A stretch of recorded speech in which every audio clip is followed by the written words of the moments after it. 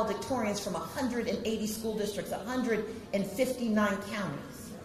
The only thing I remember about that day was a man standing in front of the most powerful place in Georgia, looking at me and telling me I don't belong. But Savannah, on November 6th, we're going to open those gates wide in the state of Georgia. We're going to open those gates wide. Because no one is going to tell us we don't belong.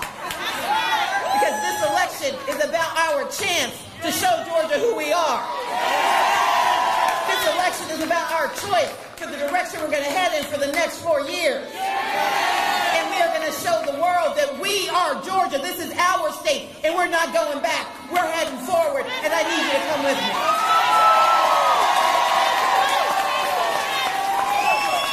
Because we have the opportunity to tell the world a new story about our Georgia. We can go from being a state that's number 35 in education to being a state that's number 1, because we will educate our children from cradle all the way to career. We will make certain that every child gets high quality early childhood learning. And we're going to make sure we take care of our educators, not just when it's convenient in election year, but every day, every year, all the time. You see, I'm the only candidate in this race who's always protected our educators, who voted against the Opportunity School District, who voted against stealing $100 million from our teachers. I'm the only one who has said that I don't want to be just another education governor. We've got a lot of those. I will be the public education governor of the great state of Georgia. A professional who stands in the gap deserves to make a good living in the state of Georgia. But that also means taking care of our children. And we know that a child who comes to school hungry on Monday because he last ate on Friday can't learn with the best of teachers. And that a child who can't see the chalkboard because they haven't seen a doctor since 12 isn't the end of the conversation. That we also have to make certain there are pathways to post-secondary. That you can get a good job in Georgia even if you don't go to a college.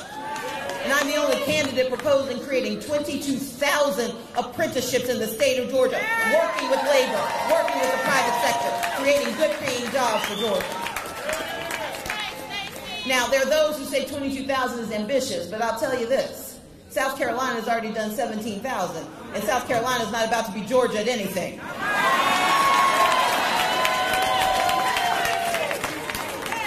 But we also have to make sure that technical college is free in Georgia once again. It was free before.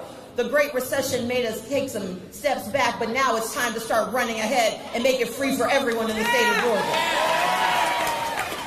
And I want to make sure that those who get the Hope Scholarship aren't simply those who have a B average or above. And that's a good thing. I support the Hope Scholarship, but there's always been a little bit of a flaw. You shouldn't have to have a B to be successful in the state of Georgia. I don't know about you, but I come from a family of strong C's and some D's doing the best they can. And everyone willing to work to go to college should have the opportunity. And we will create debt-free college in the state of Georgia. That's our opportunity. But as Craig said, we have to do more than educate. We have to be a state that is all about the business of Georgia. That means supporting our existing businesses, but it also means putting our money where our mouths are when it comes to creating jobs in all 159 counties and every community in those counties. And that means focusing on our small businesses. Now, my opponent and I disagree on a lot of things. And this is one place where he and I have a very big disagreement. You see, I believe that you should have access to opportunity.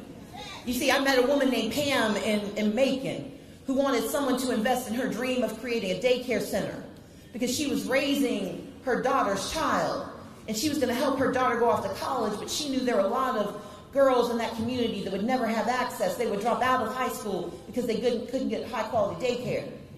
And she said, I would love to do this, but you know, I've been a cashier at the Piggly Wiggly for 20 years and I assume I'll be there for 20 more. And I said, Pam, what do you want? And she said, I'd love to have someone invest, someone to help me get the training I need to start a daycare center and give me a loan so I can buy that building down the street. Because if I could do that, I can not only take care of these children, I can train young women to get good jobs. I said, well, Pam, why don't you think it's possible? She said, no one's going to loan me the money. I want Pam to know that Governor Abrams will invest in Pam Inc. That's why I'm running for governor. But But the way we do that is by creating a $10 million small business financing fund. And when I said that, my opponent said, if you need money, just go to a bank. Now, this is someone who has forfeited. He's actually refused to pay a friend $500,000 back, and he owes a bank that he owns a bank that he owes $800,000 to. And that's bad enough, but when he said it, he said, well, the taxpayer shouldn't be footing the bill for investing in small businesses, except that his small business borrowed $3.6 million from taxpayers. If it's right for Brian Kemp, it's right for Georgia. We got to make it so. But we also have to make sure that we can take care of the bodies of our folks, their wallets. But it's also about public safety, and I have an opponent in this race who talks a good game about public safety but has no real plan. I don't know if you saw the one and only debate we had because he backed out of the second one. But in our first and only debate, I asked him a question. I said, Mr. Kemp, you keep talking about public safety, but what do you plan to do about the 3,200 local law enforcement officials who are on food stamps in the state of Georgia? I said, do you believe that the governor's job, Al Williams, do you believe that it's the responsibility of the governor to make certain they can put food on their table? And he said, no, it's not my job. How can we ask people to put their lives on the line when we won't help them put food on the table? If that's not your job, you shouldn't get this job. You don't deserve a promotion in the state of Georgia. I'm the only candidate with a plan to serve all of Georgia, to make sure our children are educated, to make certain that we create good jobs. But we also have to make certain we take care of the bodies of our people. And that is why on day one, my number one responsibility is the expansion of Medicaid in the state of Georgia. When we expand Medicaid, we create real opportunity. As Governor Inslee said, we save lives in the state of Georgia. 500,000 Georgians having access to health care for the first time. And these are working folks, most of them. Folks who are working one or two jobs but are kept right under the level so they never qualify for benefits. And they are across the state of Georgia, especially in those counties that have lost their hospitals, or those counties on the brink of losing those hospitals. But it's not just about the physical ability for us to fix things, creating access for 500,000 Georgians. It's not just about saving those hospitals. It's also about jobs. Because if we draw down the $8 million a day that Georgia is entitled to, $8 million that we've said no to because Republicans have been too mean and too cheap to take the money. If we bring that money home to Georgia, we create 56,000 jobs in the state of Georgia. That's what leadership looks like. Get out, but it's not just our physical health. It's not just our economic health. It's also about the mental health of our families.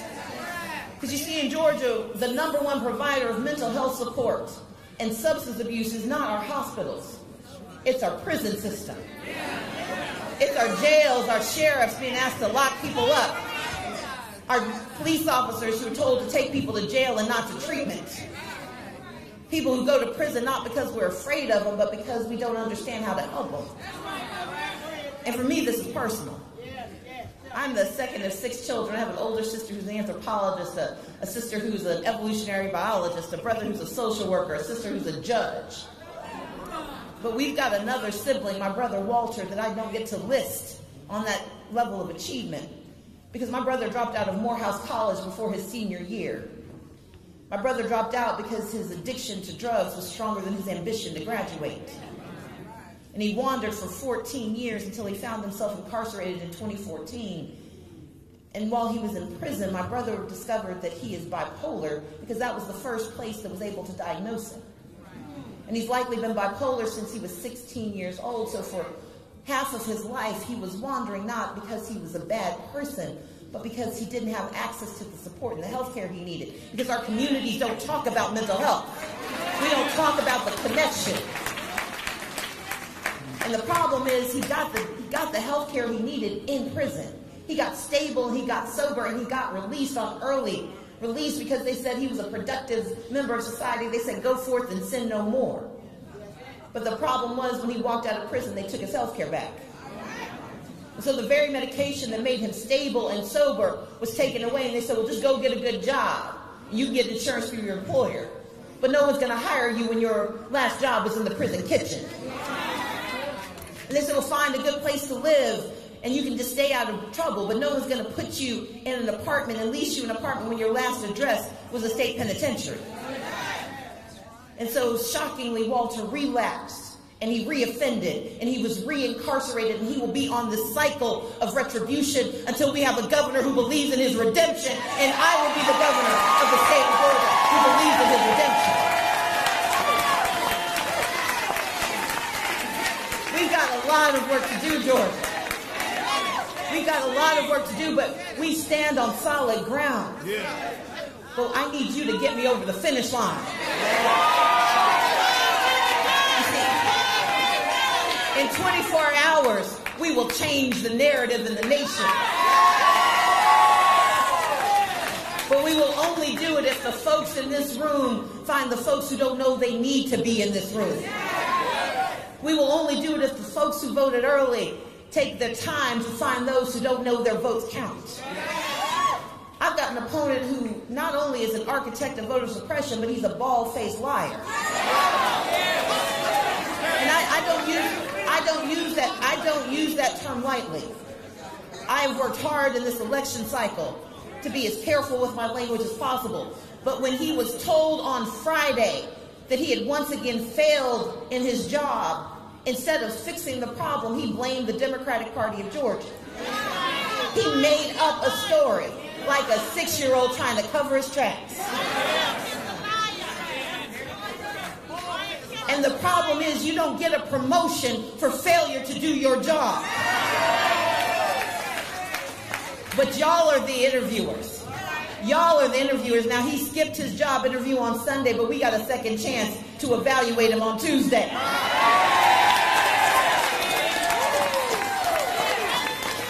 And so I need your help. I need you to go from this hall and find those folks that you don't like that much. You haven't talked to them in a while. You don't quite remember why you're mad at them, but you know you don't call them anymore. Pick up the phone and give them a call because I need their votes. And there's some folks who owe you some money. And there's some folks you owe money to.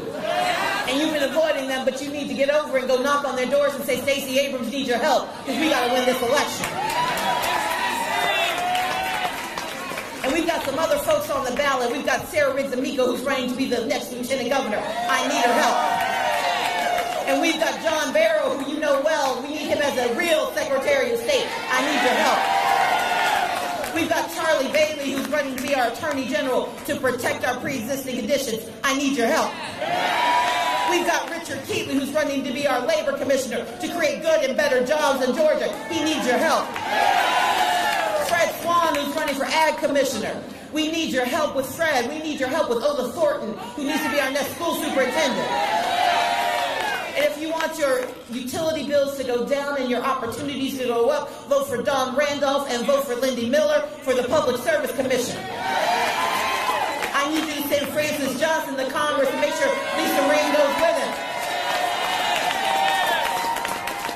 Because we need help in D.C.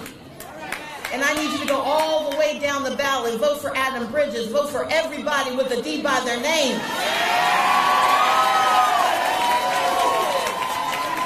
But here's the thing. Tomorrow we can make history in Georgia. Tomorrow I could become the first black woman in American history to become a governor of our country.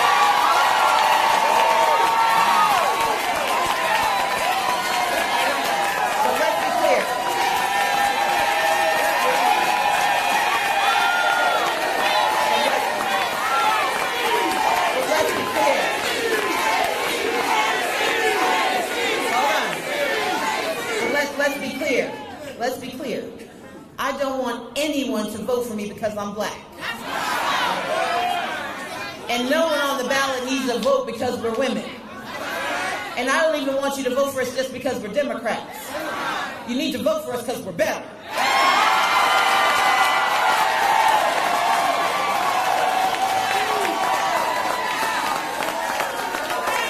And so for the next 24 hours, until we get to the end of the line, I need you to put your heart into it.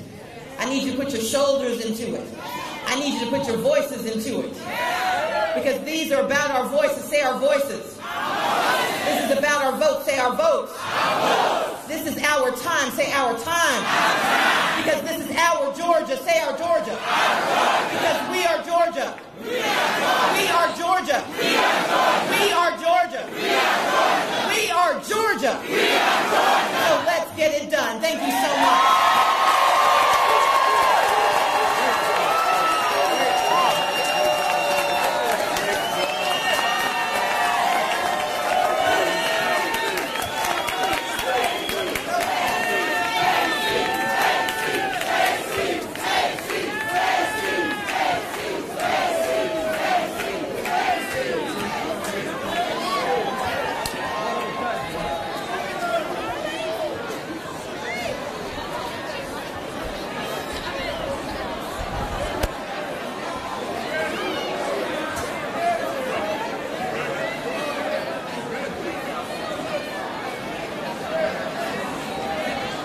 All right, everybody.